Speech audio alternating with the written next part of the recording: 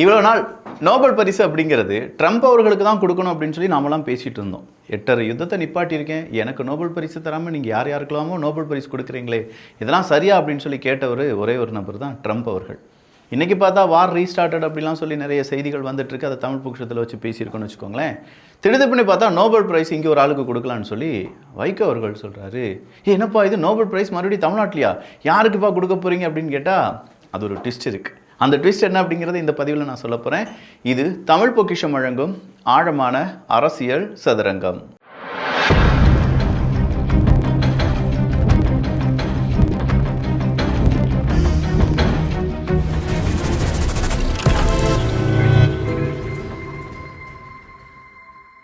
போலீஸ்டர் தலைமறைவாக இருக்கிறது எவ்வளவு தப்பான விஷயமோ அதே மாதிரி தப்பான விஷயந்தான் நம்ம ஐடியாவை சரியாக ஒரு மீட்டிங்கின் போது சொல்லாமல் இருப்பது.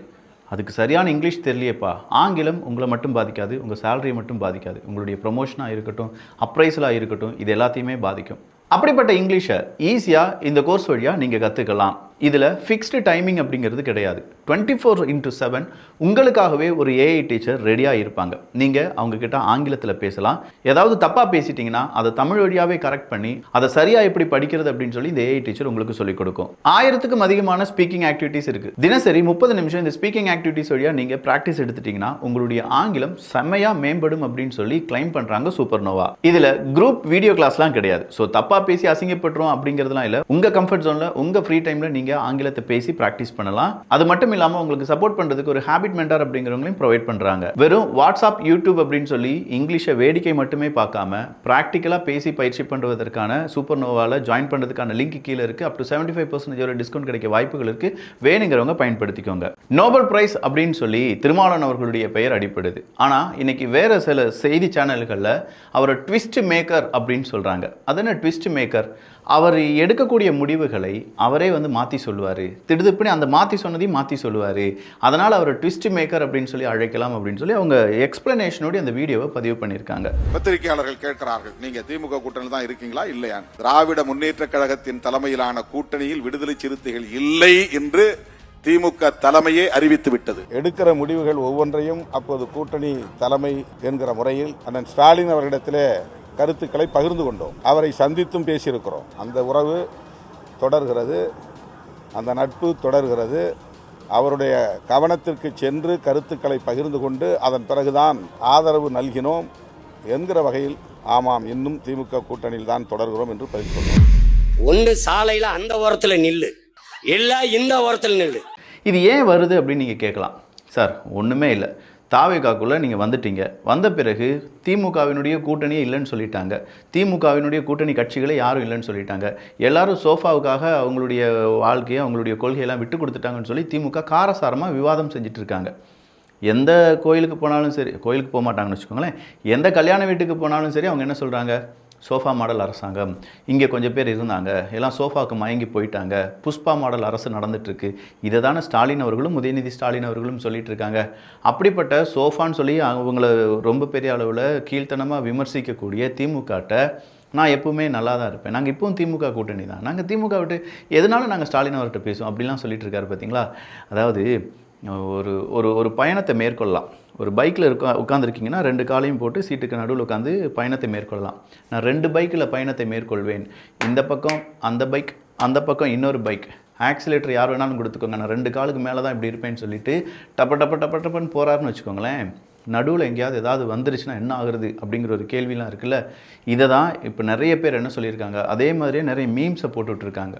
ஸோ இந்த மீம்ஸ் என்ன சொல்லுதுன்னா, அவர் அதிமுக பக்கம் கண்டிப்பாக போகமாட்டாருன்னு சொல்லி எல்லாரும் உறுதியாக நம்புகிறாங்க. ஆனால் திமுக பக்கம் போகிறதா தாவேகா பக்கம் போகிறதா அப்படிங்கிறது தெரியாமல் 2 பக்கமுமே ஒரு கால் வச்சுருக்காரு. அப்போ இரட்டை குதிரை சவாரி அப்படிங்கிறத திருமாவளவன் அவர்கள் செய்கிறாரு. இது அவருடைய அரசியலுக்கும் அரசியல் எதிர்காலத்துக்கும் மிகப்பெரிய பிரச்சனையாக இருக்கலாம்.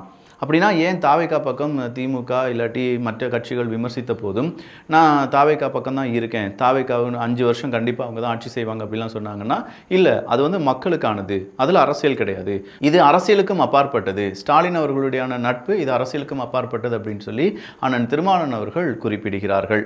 இதை மையப்படுத்தி தான் வைகோ அவர்கள் என்ன சொல்கிறாங்கன்னா, இப்படி ஒரு நிலைப்பாட்டை எடுப்பதற்கு பேசாமல் அவருக்கு நோபல் பரிசை கொடுத்துட்டு போயிடலாமே அப்படின்னு சொல்லி கலாய்ச்சிட்டு விட்டார்.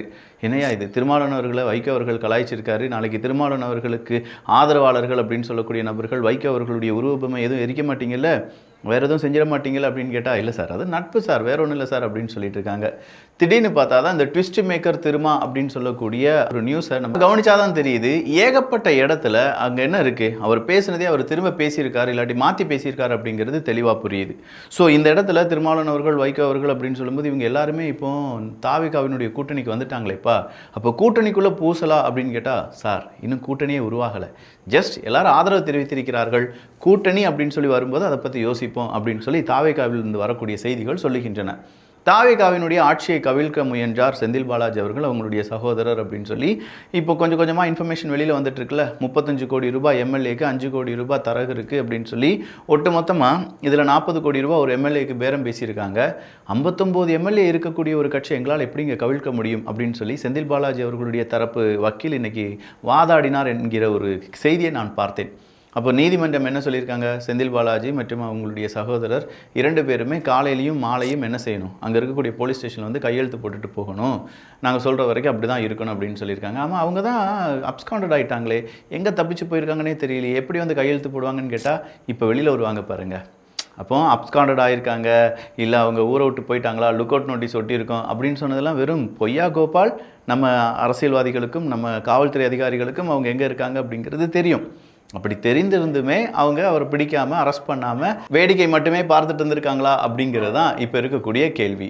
சரி, இதில் இன்னொரு நபரும் ஈடுபட்டு இருக்கிறார் அப்படின்னு சொல்கிறாங்களே, அவர் சிங்கப்பூரை சார்ந்தவர். சிங்கப்பூர், ஐயோ சிங்கப்பூரா, ஏங்க நம்ம ஏவா வேலு அவர்கள் எங்கே போயிருக்காரு, சிங்கப்பூருக்கு. எதுக்கு போயிருக்காரு, ட்ரீட்மெண்ட்டுக்கு.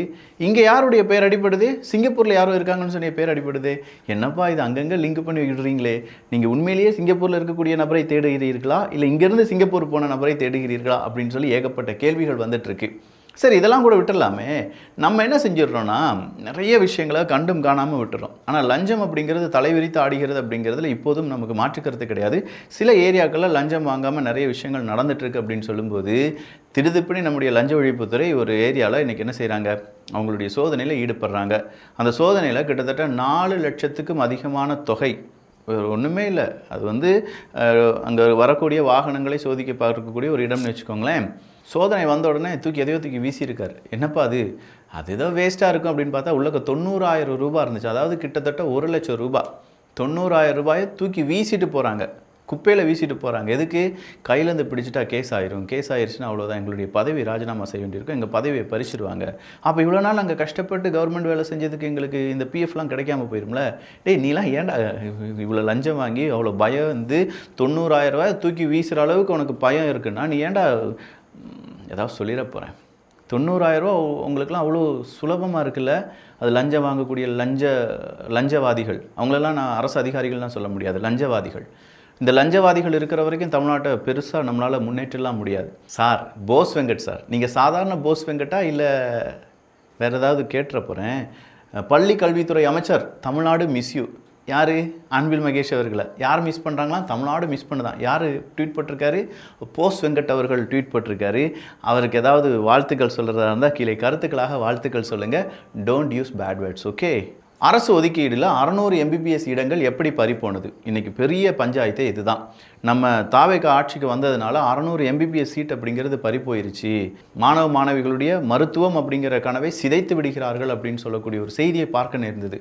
எனக்கும் கோபம் விருன்னு தலைக்கேறிடுச்சு. இந்த ரட்சகன் படத்தில் நரம்பில் அப்படியே பொட்டச்சு மேலே ஏறும்பாருங்க, அந்த மாதிரி. என்னடான்னு சொல்லி நியூஸ் எடுத்து வாசித்து பார்க்கும்போது தான் தெரியுது, ஐயா திமுக என்னையா இது செஞ்சுருக்கீங்க. மொத்தம் 4 யூனிவர்சிட்டி பார்த்துக்கோங்க. இந்த 4 யூனிவர்சிட்டியும் டீம்டு யூனிவர்சிட்டியாக மாறுறதுக்கான அப்ளிகேஷன், அதாவது நிகர்நிலை பல்கலைக்கழகங்கள் அப்படின்னு சொல்லுவாங்க. அதில் 2 யூனிவர்சிட்டி ஆல்ரெடி அரசாங்கத்திட்ட கேட்டு NOCலாம் கேட்டிருக்காங்க. இந்த NOCலாம் கொடுக்கறதுக்கு இவங்க என்ன செஞ்சுருக்காங்க, நம்ம அரசாங்கம், அதாவது பழைய அரசாங்கம் திமுக அரசாங்கம் ஒரு 6 மாதம் கிடப்பிலே போட்டிருக்காங்க. லஞ்சம் கிஞ்சம் எதிர்பார்த்துருப்பாங்களோ என்னமோ, கிடப்பிலே போட்டிருக்காங்க. இவங்க என்ன செஞ்சிட்டாங்க, இந்த யூனிவர்சிட்டி எப்பா வாங்க கோர்ட்டுக்கே போயிடலான்னு சொல்லி கோர்ட்டுக்கு போயிட்டாங்க. கோர்ட்டுக்கு போனோடனே அவங்களுக்கு அரசாங்கத்து கூட எந்த டைப்பும் இல்லாமல் தனியாகவே என்ன ஆயிட்டாங்க, அவங்க நிகர்நிலை பல்கலைக்கழகமாக மாறிவிட்டார்கள்.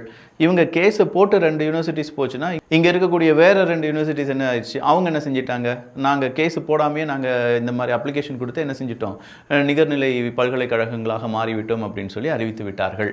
அப்போ யாருடைய தவறு? காலதாமதமாக இது எல்லாத்தையுமே செஞ்சவங்க ரொம்ப பெரிய அளவில் அவங்கள லஞ்சம் வாங்குறதுக்கோ எதுக்கோ ஒன்று திமுக காரங்க இந்த நிகர்நிலை பல்கலைக்கழகங்கள் அப்படின்னு சொல்லக்கூடிய அவங்க கூட எந்த டைப்பும் இல்லாமல் அதனால் 600 MBBS இடங்கள் அப்படிங்கிறது நம்மிடம் இருந்து மிஸ் ஆயிடுச்சு. இப்போ சொல்லுங்கள், இதுக்கு யார் காரணம் அப்படின்னு சொல்லி, இதுதான் அப்படின்னு சொல்லி ஒரு பிரச்சனையான்னு பார்க்கும்போது அருண்குமார் அமைச்சர் சொல்கிறாரு இன்னொரு விஷயத்த, இந்த கிட்னி திருடு இருக்குல்ல, அந்த கிட்னி திருட்டுக்கான அனைத்து ஃபைல்ஸையும் தூசி தட்டி எடுக்க போகிறோம், சீக்கிரமாக அந்த மருத்துவமனை அதை சார்ந்து இருக்கக்கூடிய மருத்துவர்கள் எல்லாத்தையும் அரெஸ்ட் பண்ணுறதுக்கான வாய்ப்புகள் இருக்குன்னு சொல்கிறாங்க. சார் கொஞ்சம் புரோக்கர்ஸ் இருக்காங்களாம் சார், ஜூலி ஜூலி ஜூலி நாய் பேர் இல்லைங்க, அவங்கெல்லாம் இருக்காங்களாம், எதுக்கும் கொஞ்சம் பார்த்து வச்சுக்கோங்க அப்படிங்கிறது தாழ்மையான வேண்டுகோள். அடுத்ததா கரூருக்கு முதல்வர் விஜய் அவர்கள் போகவே கூடாது. ஏன் போகக்கூடாது? இல்லை போனால் சரி வராது. இல்லைங்க, நீங்கள் தானே அங்கே போகணுன்னு சொன்னீங்க திமுக காரங்க, இப்போ போகக்கூடாதுன்னு சொல்கிறீங்க. அன்றைக்கி நாங்கள் ஆளுங்கட்சியாக இருந்தோம், அதனால் ஏன் போகலன்னு கேட்டோம். இன்றைக்கி நாங்கள் எதிர்கட்சியாக இருக்கோம், ஏன் போகக்கூடாதுன்னு சொல்கிறோம், அவ்வளோதான், விட்டுரு, நாங்கள் அப்படி மாற்றி மாற்றி கேட்டுட்ருப்போம் அப்படின்னு சொல்லி அவங்க ஒரு பக்கமாக திமுக பக்கமாக அவங்க ஒரு பக்கம் உருண்டுட்டு இருக்காங்கன்னு வச்சுக்கோங்களேன். இன்னொரு பக்கம் திடீர்னு நாம் தமிழர் கட்சி சார்பாக இப்போது தாவேகாவினுடைய முதல்வர் இல்லாட்டி தமிழ்நாட்டினுடைய முதல்வர் கரூருக்கு போகக்கூடாது, அங்கே போய் அவர் அங்கே இருக்கக்கூடிய அந்த 41 குடும்பங்களில் ஒவ்வொரு குடும்பத்தில் ஒரு நபருக்கு அரசாங்க வேலை அப்படிங்கிறதுலாம் கொடுக்கக்கூடாது, கொடுத்தா அது சாட்சியை அழிப்பதாக இருக்கும் அப்படின்னு சொல்லி அவங்க ஒரு வழக்கை தொடர்ந்தாங்க. அந்த வழக்கை அவசர வழக்காக எடுத்துக்கொள்ள வேண்டும் அப்படின்னு சொல்லி அவங்க ரிக்வஸ்ட் பண்ணியிருந்தாங்க. நீதிபதி அதெல்லாம் பார்த்துட்டு இதெல்லாம் அவசர வழக்காக எடுக்க முடியாது அப்படின்னு சொல்லிட்டு விட்டுட்டார். திமுக காரங்களை கூப்பிட்டு வச்சு, எப்பா எஃப்ஐஆர் படிச்சியா, எஃப்ஐஆர் படித்த போது அதில் பேர் இருக்கா, சி சோசப் விஜய் அப்படின்னு சொல்லி ஏதாவது பேர் இருக்கா? இல்லை சாமி, பேர் இல்லாத ஒருத்தர் பிடிச்சி அவர் தான் குற்றவாளின்னு சொல்லி அவர் அங்கே போகக்கூடாதுன்னு சொல்லி எந்த விதத்தில் நியாயம்? அட்லீஸ்ட் இப்போ எஃப்ஐஆராவது படிச்சுட்டு வாங்கியா, எஃப்ஐஆர் கூட படிக்காமல் இங்கே எல்லாத்தையும் ஏதோ ஒன்று தடுக்கணுங்கிறதுக்காகவே தடுத்துட்டு இருக்கீங்களே அப்படின்னு சொல்லி கேட்டிருக்காராம். அப்போ ஒரு பக்கம் திமுக தடுக்கிறாங்க, இன்னொரு பக்கம் நாம் தமிழர் கட்சி தடுக்கிறாங்க. ஏன் இவங்களுக்குள்ள ஏதாவது டீலிங் இருக்கா அப்படின்னு சொல்லி நிறைய பேர் கேட்டுட்ருக்காங்க. இல்லைப்பா, டீலிங்லாம் கிடையாது, அது மக்கள் மீதான நம்பிக்கை, மக்கள் மீதான தேவை, இல்லாட்டி மக்கள் மீதான ஆர்வம். அதனால் நாம் தமிழர் கட்சி தனியாக தான் போய் வழக்கை தொடர்ந்தாங்களே தவிர திமுகவினுடைய சொல்படி வழக்கை தொடரவில்லை அப்படின்னு சொல்லி நாம் தமிழர் கட்சியை சார்ந்தவங்க அதற்கான விளக்கத்தை கொடுக்குறாங்க. விளக்கம், செய்தி இரண்டையுமே உங்கள் முன்னாடி சொல்லிட்டேன். அதற்கான விதி, அதாவது அதுக்கான ரிசல்ட் என்ன அப்படிங்கிறத நீங்கள் தான் இங்கே கருத்துக்களாக பதிவு செய்ய போகிறீங்க. ஒரே ஒரு விஷயத்த சொல்லிட்டாங்க, இந்த அம்மா உணவகம்னு ஒன்று இருக்குது பார்த்தீங்களா, அந்த அம்மா உணவகம் கடந்த 5 வருடங்களை விட ஜூன் மாதம் 1,04,102 நபர்கள் 1,04,102 நபர்கள் அம்மா உணவகத்தில் சாப்பிட்டாங்க. இது கடந்த 5 வருடங்கள் இல்லாத அளவுக்கான ஒரு உயர்வு அப்படின்னு சொல்கிறாங்க. இப்போ புரியுதா நிர்வாக திறன் என்ன, நிர்வாக சீர்கேடு என்ன அப்படின்னு சொல்லி. அப்போ அம்மா உணவகம் நல்லா தான் இருந்திருக்கு, 5 வருஷத்தில் அதை குழி தோண்டி புதைக்கிறதுக்கான வேலையில் நிறைய பேர் ஈடுபட்டிருந்திருக்காங்க. நல்ல வேலை, ஒரு அரசியல் மாற்றம் நடந்தது, இன்றைக்கி அம்மா உணவகம் காப்பாற்றப்பட்டது. இன்றைக்கும் அம்மா உணவகம் 1,00,000 பேருக்கு ஜூன் மாதத்தில் மட்டுமே வயிறார சாப்பாடு போட்டிருக்கு அப்படின்னு சொல்லும்போது இதை விட பெரிய ஒரு நல்ல திட்டம் என்னவா இருக்க முடியும்? ஸோ பார்க்கலாம் அடுத்தது அரசியல் என்னெல்லாம் நடக்குது அப்படின்னு சொல்லி எல்லாத்தையுமே தெரிந்து கொள்வதற்கு அரசியல் சதுரங்கம் அப்படிங்கிற நம்ம சேனலை சப்ஸ்கிரைப் பண்ணிக்கோங்க. நான் முதலே சொன்ன மாதிரி வேடிக்கை பார்க்காம இங்கிலீஷை உடனே கற்றுக்கணும்னா சூப்பர் நோவா உங்களுக்கு உதவியாக இருக்கும். அதுக்கான லிங்க் கீழே இருக்குது. அப் டு 75% டிஸ்கவுண்ட் கிடைக்க வாய்ப்புகள் இருக்குது. வேணுங்கிறவங்க பயன்படுத்திக்கோங்க. நல்லதை பகிர்ந்து நல்ல சமுதாயத்தை உருவாக்குவோம். நன்றி, வணக்கம்.